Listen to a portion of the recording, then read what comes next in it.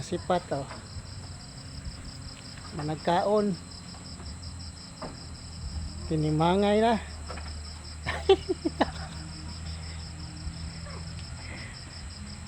Itong kanina ang dapol niya, white dapol na to mga so, sa ilo kaguto is 10 weeks old na ni siya kapit. Niya kaning red or brown is kuan siya 8 weeks plus na siya. Manghod na siya 2 ka semana.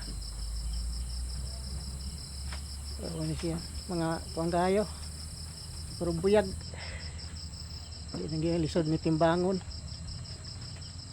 Ano nis mga 20 plus ning kuan. Kaning white dapple puro buyag. 2 months na ni siya.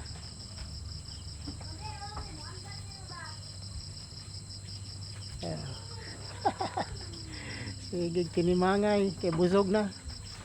Nana kuan